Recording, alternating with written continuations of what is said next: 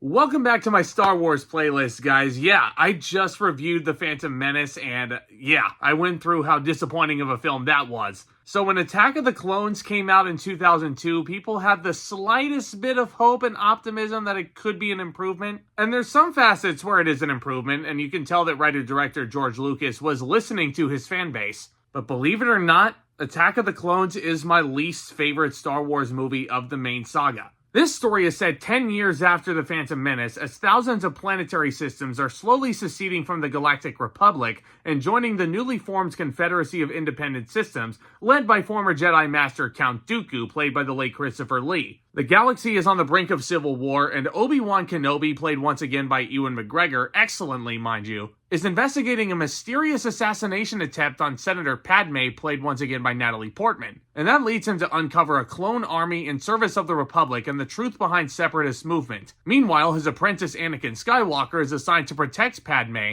and Anakin develops a secret romance with her. So in a sense, a good chunk of Attack of the Clones is a romance movie. And it shows how the relationship of Anakin and Padme comes to be. And this romance, I have so many f***ing issues with. Not the least of my worries is the lack of chemistry between Natalie Portman and Hayden Christenson, and it's sad because you can tell that Natalie Portman is trying. You really can. I love Natalie Portman. She seems like such a sweet person, such a great actress as well. Not so much in this movie, and I don't know if that's because of who she's cast opposite of, or the material that she's given, or what. Oh man, let's talk about Hayden Christensen. This was tough. This was really, really tough to watch. Especially considering how this man is peaking later on in his life. I love him as Anakin in the Obi-Wan series. I think he's great there. Then you go back and you rewatch Attack of the Clones and you see how wooden his performance is, and it just breaks your heart. I don't like sand.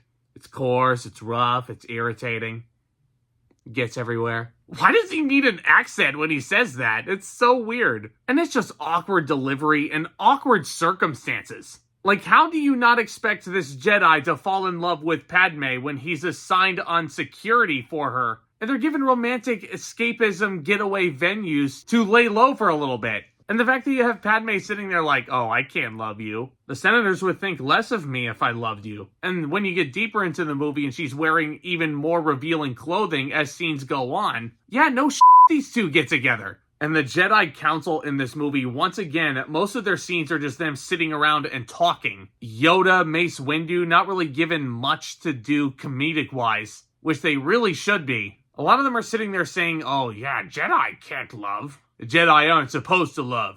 I've always wondered where the hell these Jedi children come from. How are these Jedi supposed to procreate? It just kind of sounds more idiotic the more I think about it. And not to mention, you also have the fact that Attack of the Clones feels like 2 or 3 different movies. It feels like a Star Wars movie for sure in terms of production. And that makes Attack of the Clones at least watchable. The production design I feel like is pretty solid, albeit with a lot of CGI. But then you also have the romance movie aspect of it between Anakin and Padme, which doesn't really hit home. But then it also feels like a political crime thriller with Obi-Wan basically going out and investigating this assassination attempt. And Ewan McGregor is once again very solid in this role. But it just feels like he's out on his own little island doing his own thing. Like, hey guys, I'm Obi-Wan. I'm still in this movie. And you have him coming into some pretty fun little duel sequences with the likes of Jango Fett. And oh boy, the fact that this movie basically is your first introduction to Boba Fett in this timeline. And again, I hated harping on Jake Lloyd's performance because he was a little kid. What is it with George Lucas not knowing how to direct children to be genuine? Because this little kid playing Boba Fett was not very good at all. Now let's talk about something else here. The Phantom Menace was widely panned because of the inclusion of Jar Jar Binks and the overexposure to him. Thankfully, Jar Jar Binks is not in this movie nearly as much, and I think that has to do a lot with the fact that George Lucas was listening to his fans.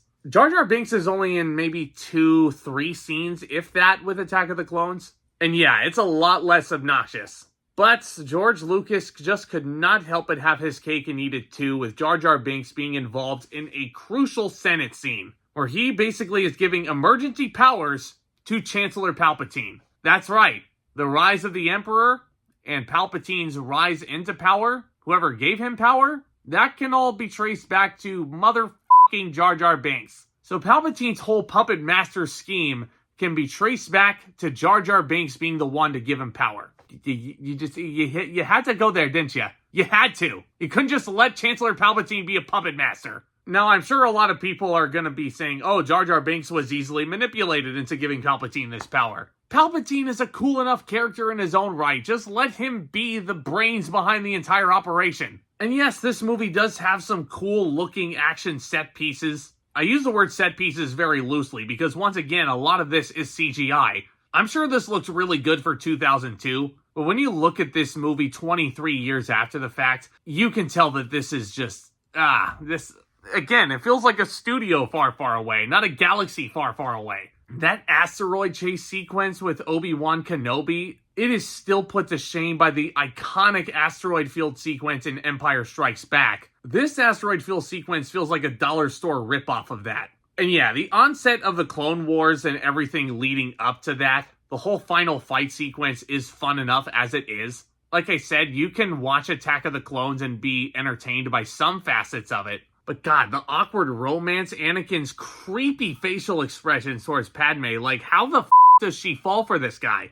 Especially considering, yeah, this is set 10 years after Phantom Menace, so he's 19 compared to her being like, what, 24? When he was young enough to basically be someone that she would babysit? Yeah, there's a lot of things that really rub me the wrong way about this movie. You can tell, can't you? There are some redeeming qualities, like, yeah, it's cool to see Yoda again, it's cool to see Count Dooku, Christopher Lee is definitely trying his hardest. Ewan McGregor, Natalie Portman are both trying their hardest. But every time you feel like Attack of the Clones is taking a step forward in the right direction, it feels like the script takes it 2 steps backward. Again, how the heck do Jedi children come to be? I still can't get over that. You know what else I can't get over?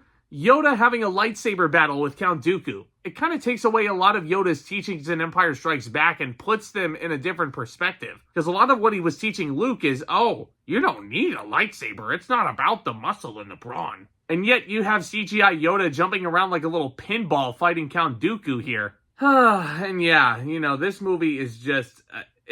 It's probably even more of a mess than Phantom Menace is. Because, yeah, you have Clone Wars going on, you have an assassination attempt being investigated into, and oh yeah, Anakin and Padme get married at the end. Secretly, because, you know, the Jedi and the Senators would not like that. And then it ends and you're like, yay! It's okay, it's wrapped up in a little bow. I don't really feel like watching another one. But yeah, I think the biggest sin of all is Attack of the Clones just feels like George Lucas is buying time. Because thankfully, Episode 3 is on the horizon, and that feels like the prequel tale that George Lucas has been wanting to show us the entire time. And Attack of the Clones is just feeling like he is buying time. Yet, you can still be entertained by this movie. There's some fun ideas being thrown around in here, but I still leave even on a rewatch with more questions than answers. I'm going to give Attack of the Clones the same grade I gave The Phantom Menace at a C-.